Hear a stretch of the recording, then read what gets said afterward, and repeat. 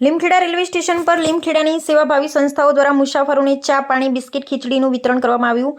આજરોજ તારીખ 23/7/2026ને ગુરુવારના રોજ દક્ષિણ ગુજરાતમાં ભારેથી અતિભારે વરસાદના કારણે લીમખેડા રેલવે સ્ટેશન ખાતે જયપુરથી બાંદ્રા જતી રેલવે ટ્રેન સવારે 5:30 વાગ્યાથી અટવાઈ પડી હતી। તેમાં સવાર હાજર હજારો મુસાફરો ભારે મુશ્કેલીમાં મુકાયા। રેલવે વિભાગ દ્વારા સમયસર કોઈ પૂરતી વ્યવસ્થા ન કરાતા નાના બાળકો, મહિલાઓ અને વયોવૃદ્ધ ભૂખ તરસથી બેહાલ થઈ ગયા હતા। ગંભીર અને વિકટ પરિસ્થિતિને ધ્યાનમાં રાખી તાત્કાલિક ધોરણે લીમખેડાના સેવાભાવી મિત્રો, વડીલો, રાષ્ટ્રીય હિન્દુ સંઘ દાહોદ, સમસ્ત કોળી સમાજ દાહોદ જિલ્લો સેવા પરિવાર ચેરિટેબલ ટ્રસ્ટ બાર વગેરેના સેવાભાવી યુવાનો દ્વારા આશરે 1000 જેટલા માતા, બહેનો, બાળકો, વડીલોને પાણી, ચા, બિસ્કિટ, મમરા કેળાનું વિતરણ કરી સેવા આપવામાં આવી। ત્યારબાદ સાંજના સમયે 7 કલાકે યાત્રિકોની એક રેલવે ટ્રેન આવતા સેવા પરિવાર ચેરિટેબલ ટ્રસ્ટ બાર, રાષ્ટ્રીય હિન્દુ સંઘ દાહોદના સેવાભાવી યુવાનો દ્વારા આશરે 550 જેટલા માતા, બહેનો, બાળકો, વડીલોને ગરમાગરમ ખીચડીનું વિતરણ કરી સેવા આપી હતી।